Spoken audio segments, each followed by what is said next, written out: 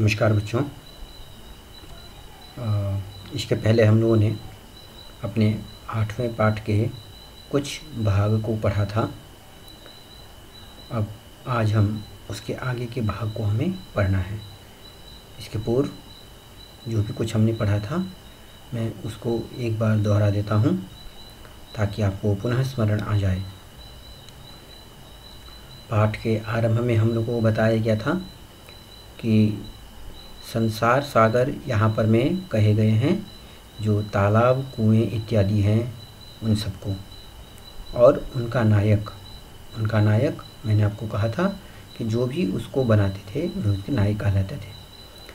पाठ हम लोग का शुरू हुआ था कि जो आखिर वे लोग कौन हैं जो आज हम लोगों के लिए अनजाने हैं। हम जो भी कुछ आज यहाँ पर में तालाब कुएं इत्यादि देखते हैं वे सब अचानक ही किसी खाली जगह से अचानक से निकल के आ गए हों, ऐसी बात नहीं थी। उनको किसी न किसी ने ज़रूर बनाया था। तो जिन लोगों ने इसको बनवाया था उसकी संख्या कम थी, अर्थात इकाई के संख्या में ऐसे लोग हुआ करते थे। और जो इनको बनाया करते थे उनकी संख्या कितनी होती थी? दहाई, अर्थात टेंस के रूप में उनकी संख्या हुआ करती थी। और इसका निर्माण करवाने वाले और निर्माण करने वाले दोनों लोग मिल कर के सैकड़ों अर्थात हंड्रेड्स या फिर हजारों या थाउजेंड्स के रूप में तालाब कुएं इत्यादि का निर्माण कर देते थे। ये तो एक बात हो गई। दूसरी बात हमने पढ़ा था इसके आगे कि लेकिन जो बीते हुए 200 वर्ष हैं, उन 200 वर्षों में जो एक नया समाज का निर्माण हुआ और उसने जो भी कुछ अध्ययन किया, उनकी दृष्टि में जिन्होंने यह काम करवाया या जिन्होंने यह काम किया और ये जो तालाब कुएं इत्यादि हैं, इन सब का कोई मतलब नहीं रह गया। सबको इन्होंने महत्वहीन जैसा समझ लिया। किसी के मन में यह बात नहीं आई कि जो काम आज हम करते हैं इसके पूर्व भी ज़रूर किसी न किसी प्रकार से वह काम होते थे। तो उनकी क्या विधि रही थी, उन लोगों ने किस प्रकार से ये सब काम किए, ये सब जानने के लिए किसी ने भी प्रयास नहीं किए। और इसके आगे की बात लिखी थी हम लोगों की कि ये जो निर्माण करने वाले होते थे ये पूरे देश में रहा करते थे और पूरे देश में ही ये सब के सब जो है निर्माण कार्य हुआ करते थे। और जो हमारे लिए आज अनजाने हैं वे उस समय अपने ज़माने में बहुत ही प्रसिद्ध हुआ करते थे। यहाँ तक हमने बात पढ़ी थी। इसके आगे की चर्चा हम आरंभ करते हैं। यहाँ पे हम लोग का लिखा है, गजधरः इति सुंदरः शब्दः तडाग निर्मातॄणां सादरं स्मरणार्थम। गजधर इस प्रकार का एक सुंदर शब्द जो है, यह तडाग निर्मात्री अर्थात बनवाने वालों के लिए निर्मापयित्री शब्द आया था पाठ में, और यहाँ पे है निर्मात्री अर्थात बनाने वाले। तो जो तालाब इत्यादि हैं उसको बनाने वाले, उन लोगों के सादरम स्मरणार्थम, उनका आदर के साथ में स्मरण करने के लिए, अर्थात यानी कि समाज में उनका भी बहुत आदर सम्मान हुआ करता था, उनकी एक स्थिति अच्छी हुआ करती थी। और कहा जाता है राजस्थान से केषुचित् भागेषु शब्दोयम अद्यापि प्रचलति। और ऐसा भी कहा जाता है कि राजस्थान के कुछ भागों में यह शब्द आज भी प्रचलित है। कह गजधरः, गजधर कौन थे? गजधर शब्द का अर्थ क्या है, तो उसको स्पष्ट करते हुए कहते हैं, यह गज परिमाणम धारयति स गजधरः। जो गज इस प्रकार का परिमाण शब्द आपने सुना होगा, अर्थात जो किसी चीज़ के नापने तौलने इत्यादि के लिए जो शब्द होते हैं उन शब्दों को परिमाणवाचक शब्द कहते हैं।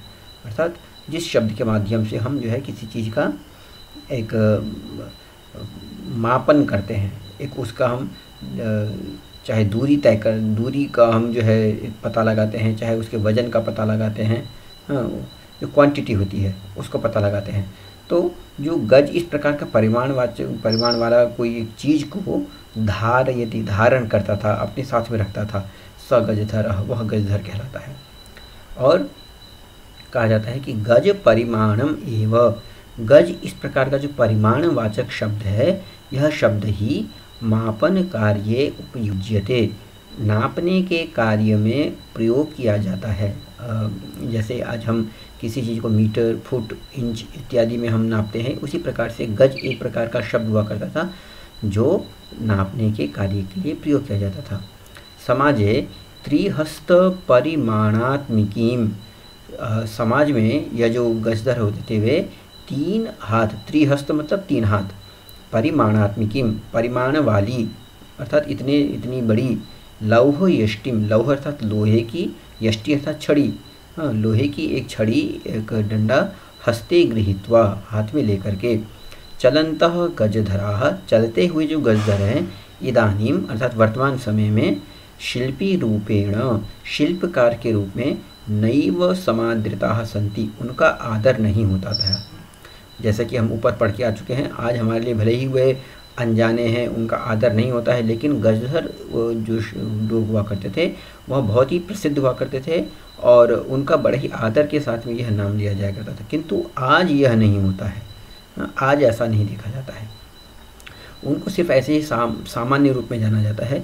यह समाजस्य गांभीर्यम मापहेत, जो समाज को थोड़ा सा गंभीर चिंतन के रूप में लेता है, उसको एक दूसरे ढंग से देखता है, तो सिर्फ इत्यस्मिन् रूपे परिचितः, इसी रूप में केवल वह परिचित हैं अर्थात जाने जाते हैं।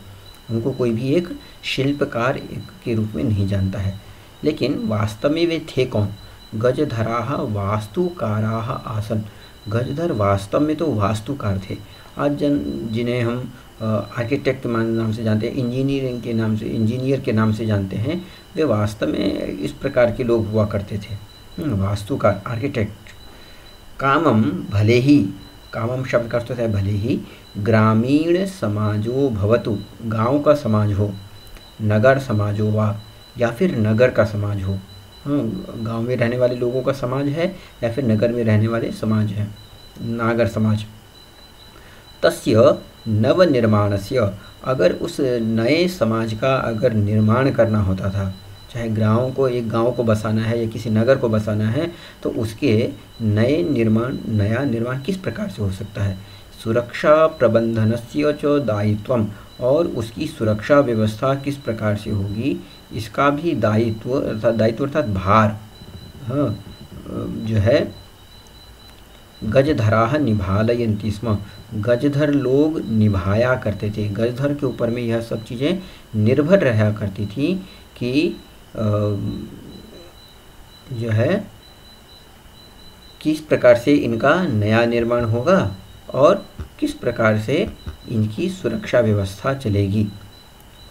और नगर नियोजनात् लघु निर्माण पर्यंतम, चाहे एक बहुत बड़ा नगर का निर्माण करना हो या फिर लघु निर्माण या फिर छोटी से छोटी चीज़ का निर्माण करना हो, यह सभी प्रकार के निर्माण कार्य, सर्वाणी कार्याणि सभी कार्य, एतेष्वेव, 2 शब्द हैं यहाँ पर में, एतेषु और एव, अर्थात इन सब के ऊपर ही आधृतानि आसन, आधृत रहा करते थे, इनके ऊपर ही निर्भर रहा करते थे। लोग इन्हीं के ऊपर में छोड़ देते थे कि आप जैसा कहेंगे उसी प्रकार से सभी कार्य होंगे।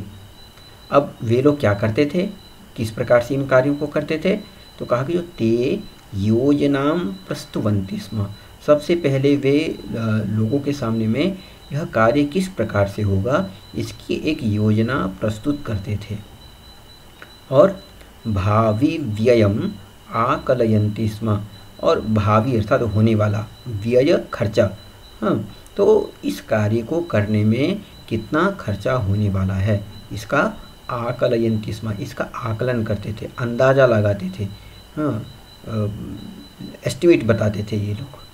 और उपकरण भारान संगृह्णन्ति स्म, और जिस साधन के माध्यम से यह कि सब के सब काम होंगे, उपकरण अर्थात सामग्रियाँ, उन सब के भार को संगृह्णन्ति स्म, अपने पास में इकट्ठा करके रखा करते थे, संग्रह करके रखा करते थे।